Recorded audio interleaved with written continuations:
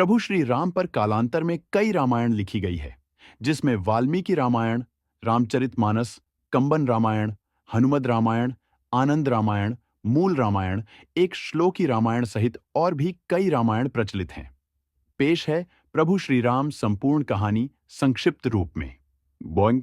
त्रेता युग में अयोध्या के सूर्यवंशी राजा दशरथ की 3 रानियों कौशल्या, सुमित्रा और कैकेयी से 4 पुत्रों का जन्म हुआ, जिसमें श्री राम माता कौशल्या के पुत्र लक्ष्मण और शत्रुघ्न माता सुमित्रा के और भरत माता कैकेयी के पुत्र थे। चारों पुत्रों की शिक्षा पूर्ण होने पर महर्षि विश्वामित्र राजा दशरथ के महल आकर राम और लक्ष्मण को अपने यज्ञ की असुरों से रक्षा करने के लिए जंगल के आश्रम में ले जाते हैं।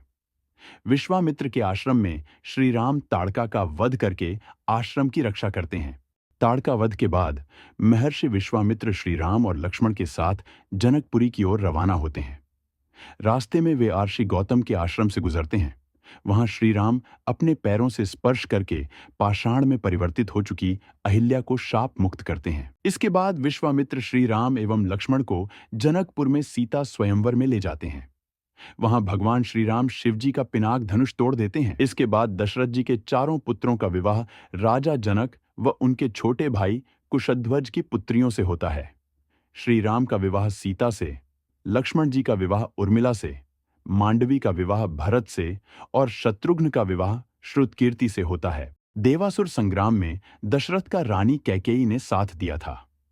दशरथ 2 वरदान मांगने का वचन देते हैं। श्री राम के राज्याभिषेक की तैयारी के दौरान मंथरा के उकसाने पर रानी कैकेयी श्री राम को 14 वर्ष का वनवास और अपने पुत्र भरत को अयोध्या का राजा बनाने का वरदान मांगती है।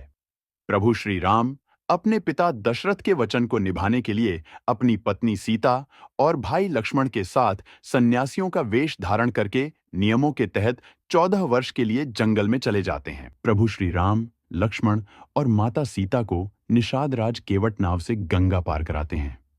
श्री राम पारितोषिक देना चाहते हैं तो केवट कहता है कि जिस तरह मैंने तुम्हें गंगा पार कराया, उसी तरह आप भी मुझे और मेरे परिवार को इस भव सागर से पार करा देना।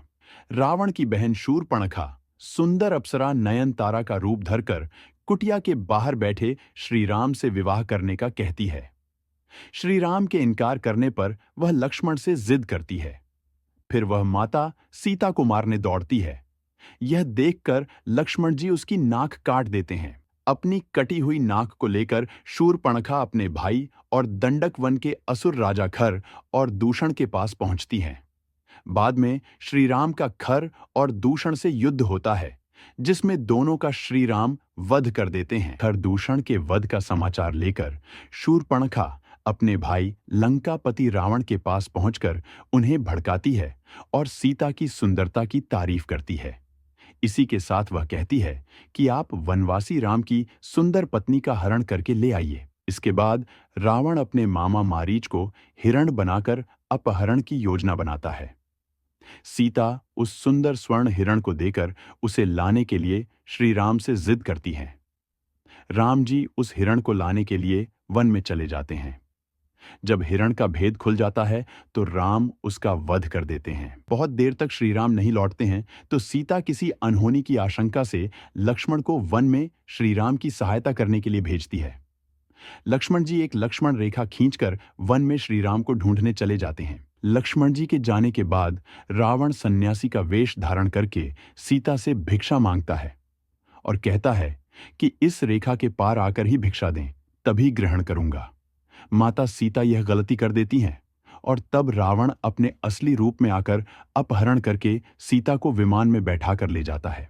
रावण जब विमान से माता सीता का अपहरण करके ले जा रहा होता है, तब रास्ते में गिद्धराज जटायु उसे रोकने का प्रयास करते हैं और इसी प्रयास में रावण जटायु का वध कर देता है। जटायु का अंतिम संस्कार करने के बाद श्री राम और लक्ष्मण सीता की खोज में निकल पड़ते हैं। खोजते हुए वे शबरी के आश्रम पहुंच जाते हैं। इसके बाद उनका हनुमान जी और सुग्रीव जी से मिलन होता है।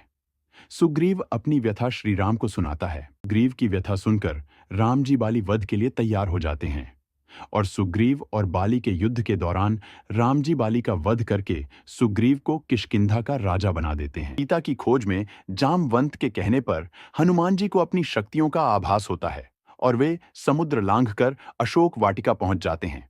वहां उनकी विभीषण से भेंट होती है। इसके बाद वे माता सीता को श्री राम की अंगूठी देकर श्री राम के बारे में बताते हैं। इसके बाद हनुमान जी को मेघनाद बंधक बनाकर रावण के समक्ष खड़ा करता है। तो वे रावण को श्री राम के समक्ष समर्पण करने या युद्ध के लिए तैयार रहने के लिए कहते हैं। यह सुनकर रावण उनकी पूंछ में आग लगवा देता है। हनुमान जी अपनी जलती हुई पूंछ से लंका को जला देते हैं। लंका दहन के बाद हनुमान जी विभीषण की मुलाकात श्री राम से कराते हैं और तब नल और नील की योजना से समुद्र पर सेतु का निर्माण किया जाने लगता है। अंत में श्री राम बाली पुत्र अंगद को रावण की सभा में भेजकर समर्पण करने और शांति का अंतिम प्रस्ताव का संदेश देते हैं। रावण नहीं मानता है तो अंगद अपनी शक्ति का प्रदर्शन करके चेतावनी देकर लौट आता है। इसके बाद राम और रावण का युद्ध होता है। तीसरे दिन के युद्ध में श्री राम का कुंभकर्ण से युद्ध होता है और तब कुंभकर्ण मारा जाता है।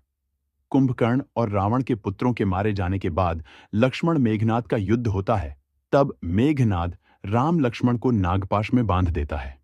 फिर गरुड़ जी की सहायता से राम लक्ष्मण को नागपाश से मुक्त कराया जाता है। इसके बाद मेघनाद के प्रहार से लक्ष्मण जी मूर्छित हो जाते हैं। तब हनुमान जी वैद्यराज सुषेण के कहने पर संजीवनी जड़ी बूटी का पहाड़ ले आते हैं। संजीवनी बूटी से लक्ष्मण जी को जब होश आ जाता है तब फिर से उनका मेघनाद के साथ युद्ध होता है और अंत में वे मेघनाद का वध कर देते हैं। बाद राम और रावण का भयंकर युद्ध होता है। विभीषण के बताने पर श्री राम नाभि में तीर छोड़ते हैं और तब रावण का वध करने के बाद प्रभु श्री राम अपनी पत्नी सीता और भाई लक्ष्मण के साथ पुष्पक विमान में बैठकर अयोध्या लौट आते हैं। अयोध्या में प्रभु श्री राम, लक्ष्मण और माता सीता का भव्य स्वागत होता है और बाद में उनका राज्याभिषेक होता है। राज्याभिषेक में हनुमान जी, सुग्रीव, जामवंत, अंगद सहित वानर सेना के कई लोग शामिल होते हैं।